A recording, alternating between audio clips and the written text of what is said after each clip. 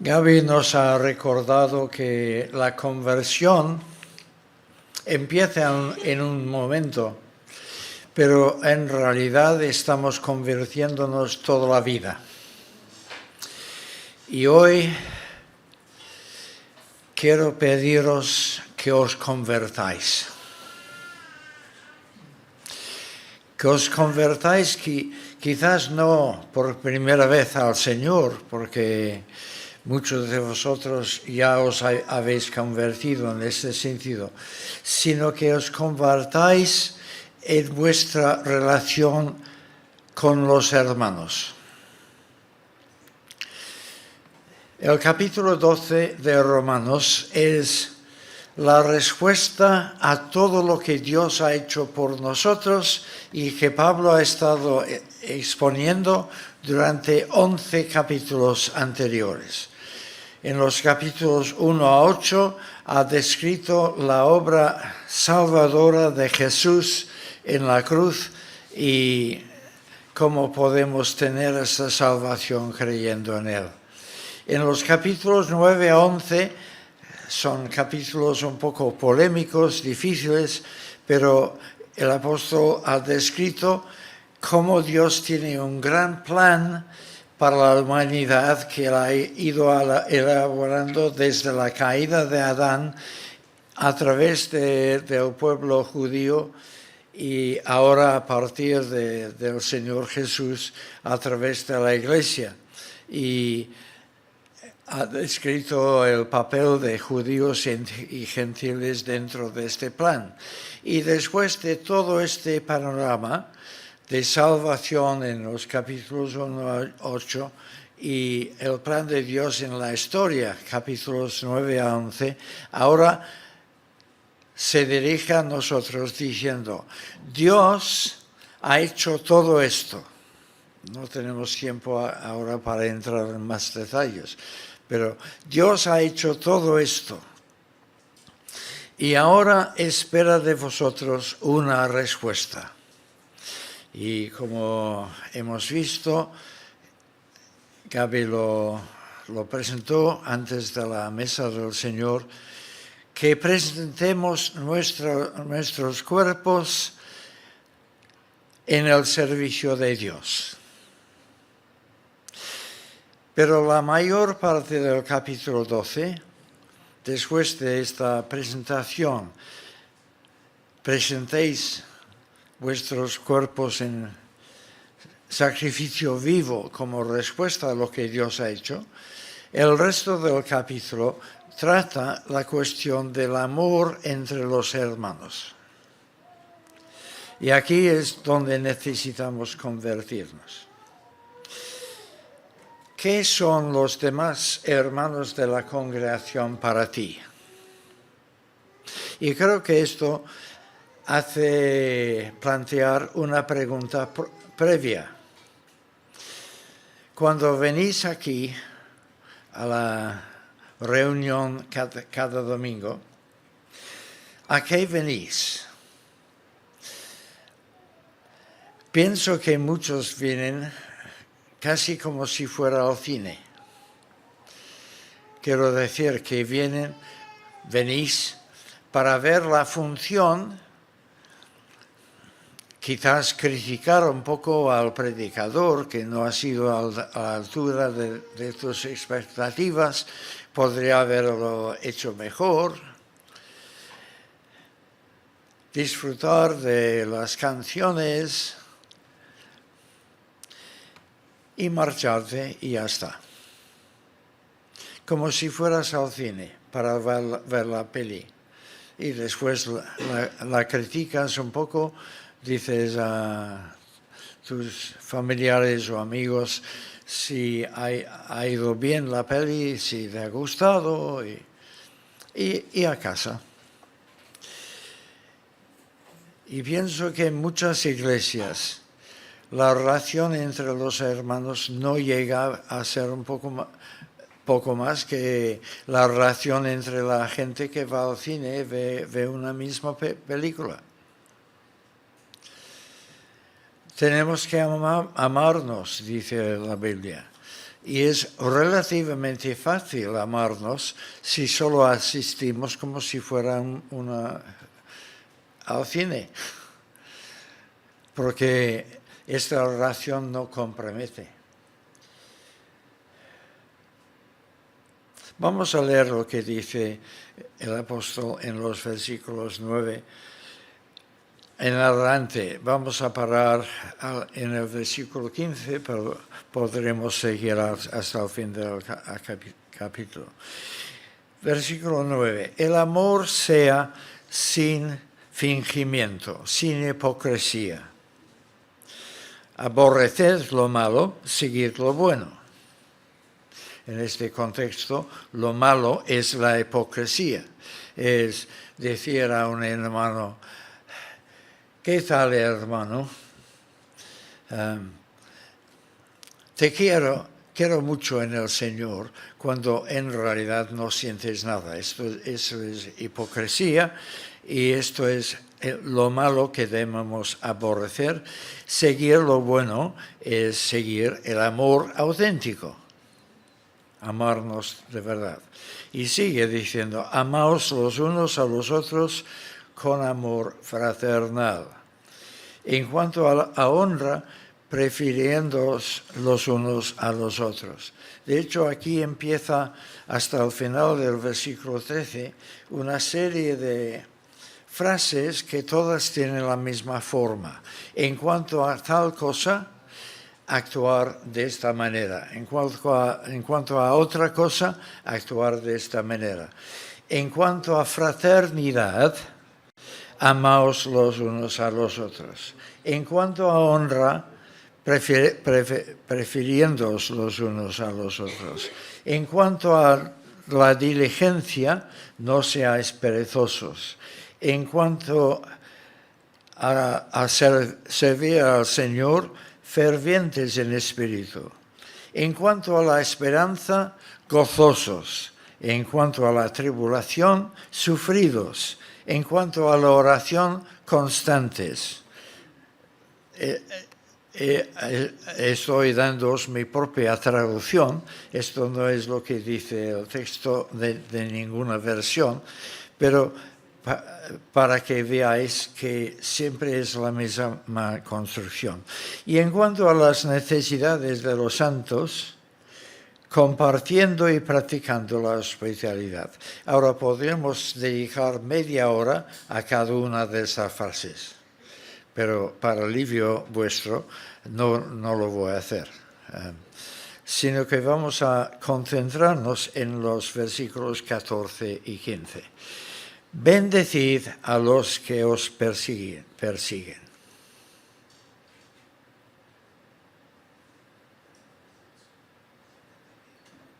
Bendecid a los que os persiguen.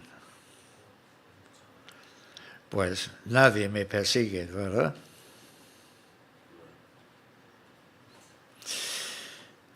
Si nadie nos persigue, probablemente es porque no estamos dando mucho testimonio. Si empezamos a hablar del Señor a los demás, pronto levantaremos oposición.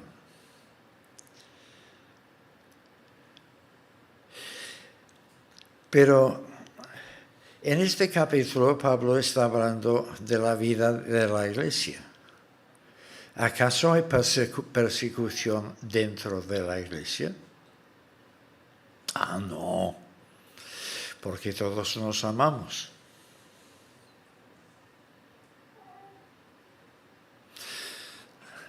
Yo soy gato viejo. Algunos dirían gato muy viejo. Pero desde la niñez he asistido a iglesias.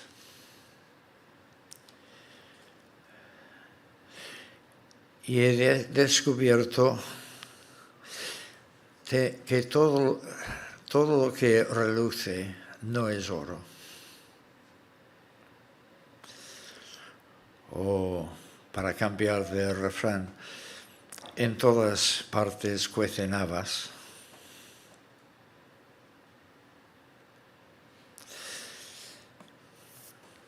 Y he descubierto que la mayor oposición, los mayores conflictos y tensiones, las palabras más feas, se dirigen a supuestos hermanos, a otros hermanos, dentro de la iglesia. Si estás aquí relativamente nuevo, no te asustes por eso, porque el mismo Señor Jesús enseñó que en medio del trigo el enemigo iba a sembrar cizaña. Y es con el tiempo, al ir creciendo el trigo juntamente con la cizaña, que se empieza a discernir la diferencia entre los dos. Pero inicialmente todo parece trigo limpio.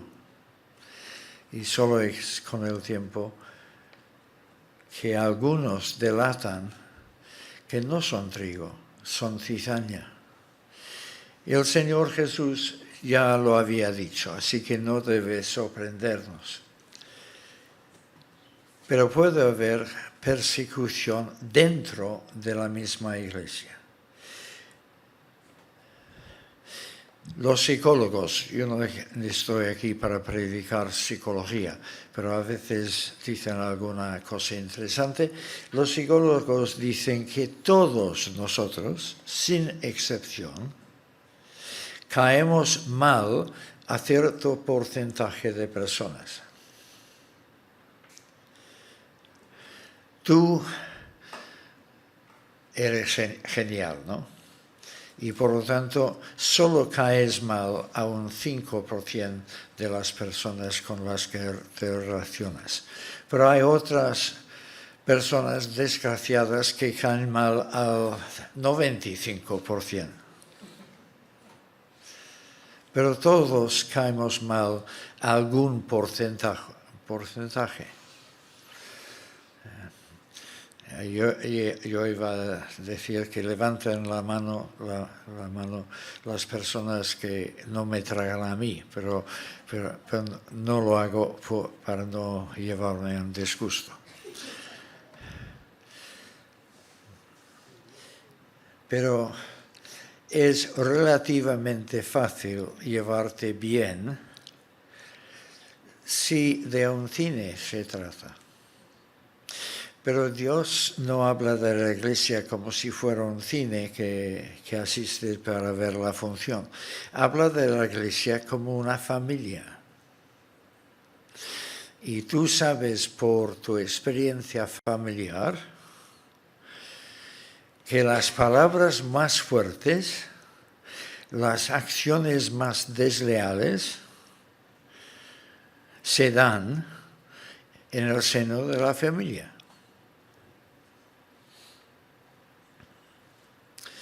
Los hermanos en una familia se aman con locura y sin embargo se pelean como perros y gatos. ¿No es así, papás?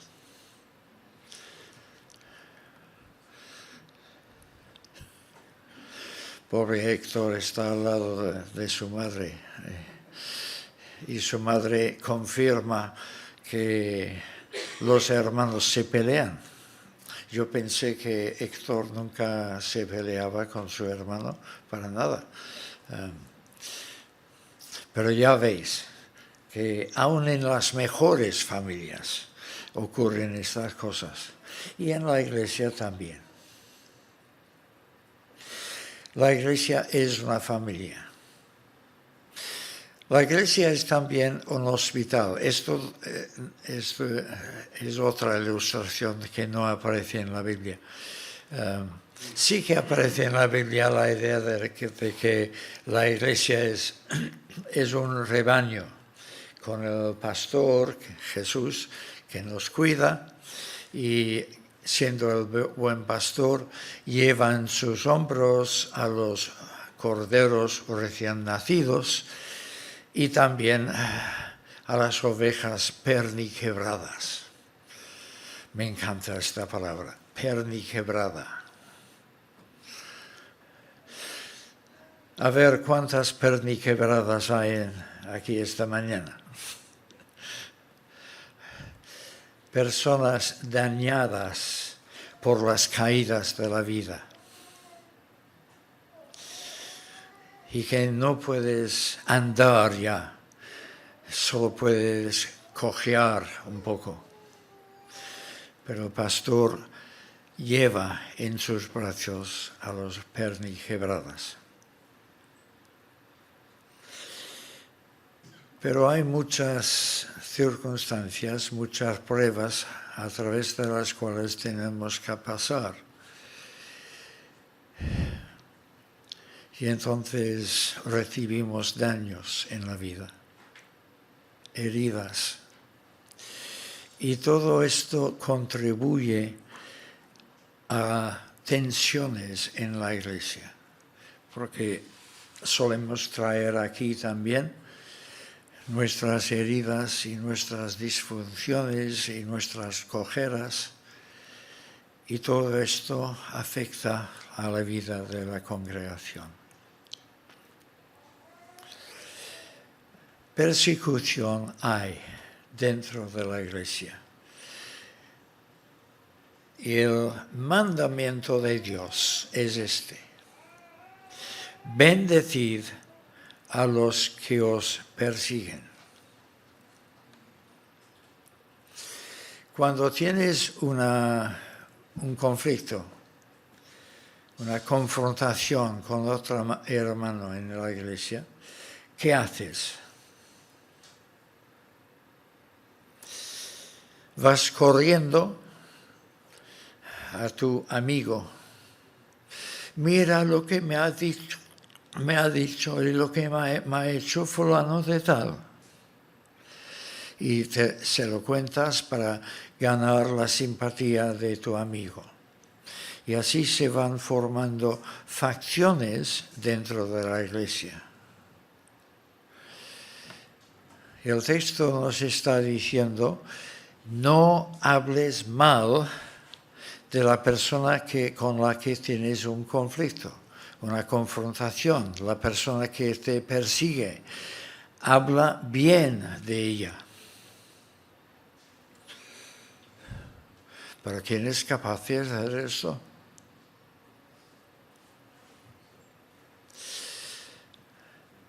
Nadie. Nadie es capaz de hacer esto, a no ser que ha nacido de nuevo por el poder del Espíritu Santo y está viviendo en el Espíritu Santo y por lo tanto supera las formas del mundo porque tiene una nueva vida en Cristo que le capacita para dar este salto y no conformarse con lo que hacen los del mundo. Amén. Bendecid a los que os persiguen. Bendecid y no maldigáis. Pablo sabe que lo que está pidiendo inicialmente parece pedir peras al olmo.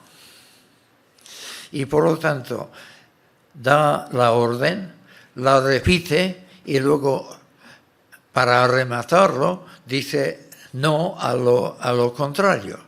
Bendecid y no maldigáis. Y esta triple insistencia indica que Pablo sabe que esta orden no es fácil de aceptar. Pero somos capaces de aceptarlo nosotros. Estamos dispuestos a comprometernos delante del Señor a no hablar mal de personas que pensamos que nos han ofendido. Que la solución no es crear una facción contra esta persona, sino hablar bien de ella. ¿Estamos dispuestos a aceptar esto? ¿O vamos a desobedecer lo que manda la palabra de Dios? Cada uno tiene que contestar. Pero os pido que os convertáis. Versículo 15. Gozaos con los que se gozan, llorad con los que lloran.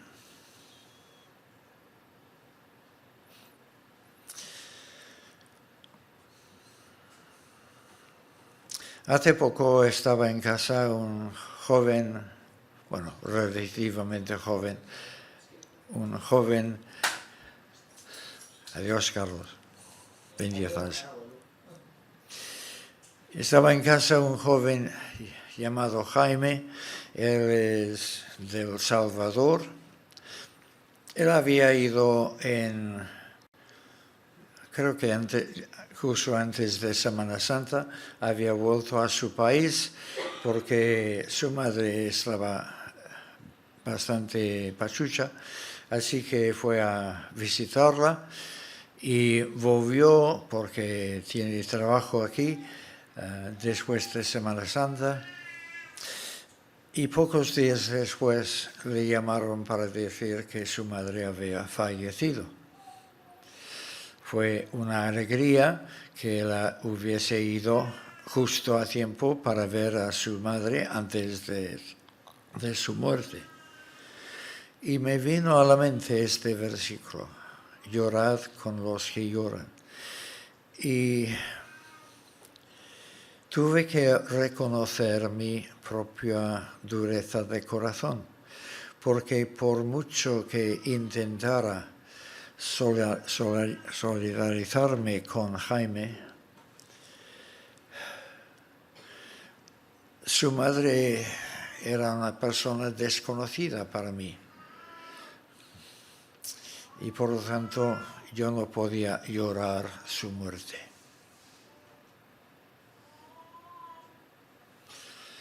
Jesús sí que lloró ante el sepulcro de Lázaro. Lloró en solidaridad con María y Marta, las hermanas del difunto.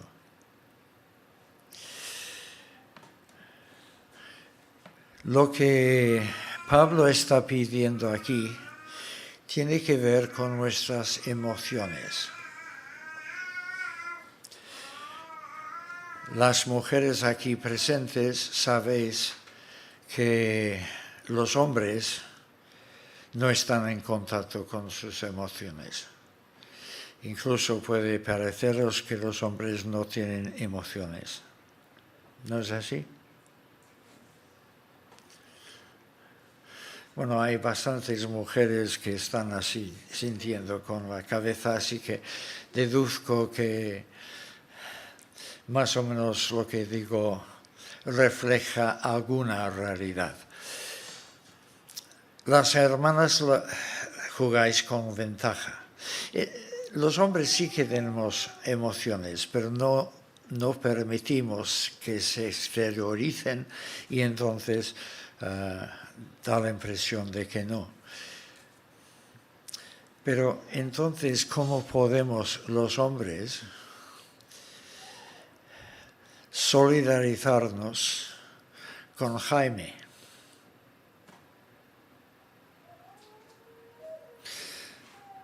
Seguramente si hubieseis estado presentes cuando Jaime explicaba su relación con su madre y cómo la echaba a faltar, algunas de las hermanas aquí presentes enseguida sentiríais emoción y manifestaríais emoción llorando.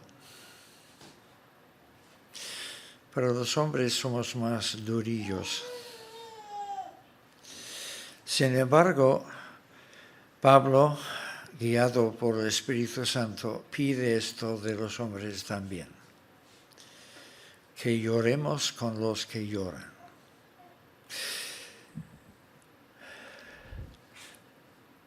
Hay cierto grado de simpatía humana en el mundo de hoy. Ayer volvíamos de excursión al Pirineo. Marga y yo, juntamente con una amiga nuestra. Marga se sentía enferma y por lo tanto no quiso comer. Paramos en un parque en el pueblo de Montesquieu.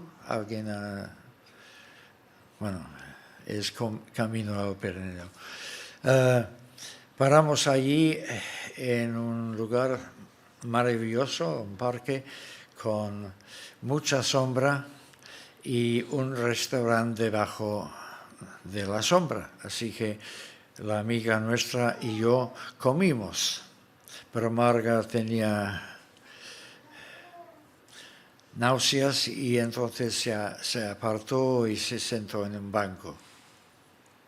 Estaba sentada así, con la cabeza agachada, y después de media hora se le acercó una señora mayor y le preguntó si estaba bien, si Marga quería que llamara a una ambulancia para que viniese a atenderla. Pero una señora desconocida, pero que tenía suficiente buen corazón como para acercarse y indagar. Y cuando supo que su marido y una amiga estábamos comiendo tranquilos a cierta distancia, comprendió que no hacía falta más intervención de su parte. Pero utilizo esto como ilustración de que todavía en el mundo hay personas que nos dan vergüenza a los creyentes, porque a lo mejor no habríamos hecho lo mismo.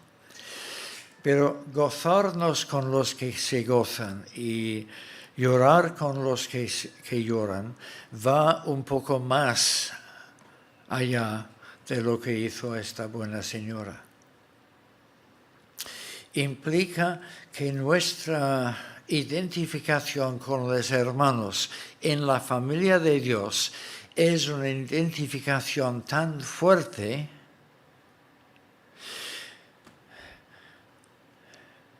que conocemos las emociones de los demás.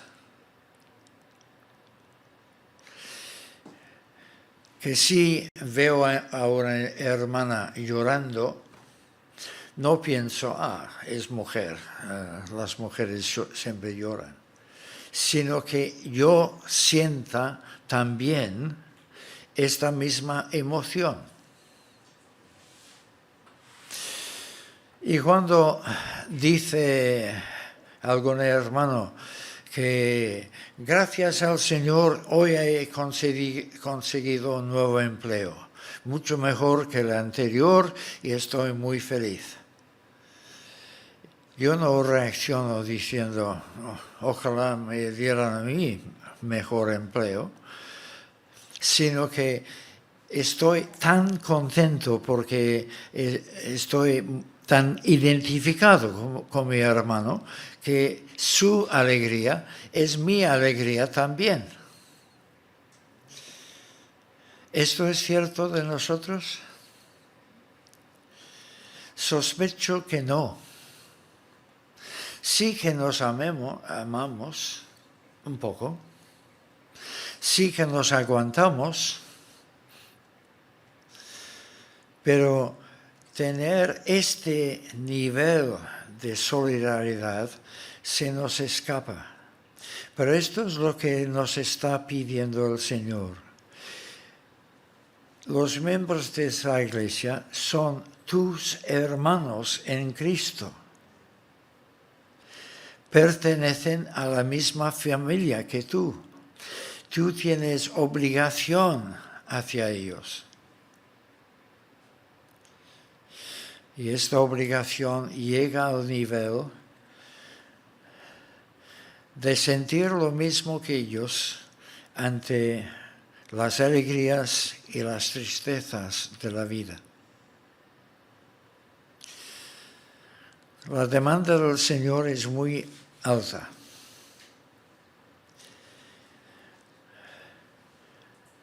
Y requiere de nosotros que nos convirtamos.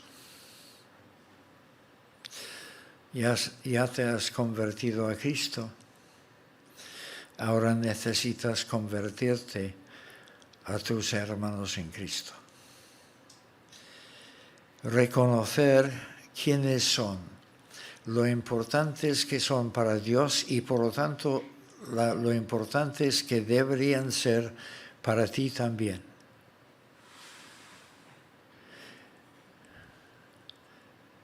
Sentir auténtica pena cuando ellos están pasando por pruebas y dificultades.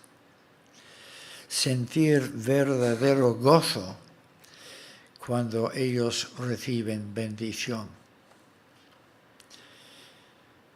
Y esto solamente es posible, repito, si hemos nacido de nuevo por obra del Espíritu Santo y tenemos nueva vida en Cristo, que se manifiesta en nuevos valores, nuevas aspiraciones, un nuevo corazón. Señor, pedimos que tú, por tu Espíritu, obres en nosotros lo que nosotros en la carne somos incapacitados para llevar a cabo.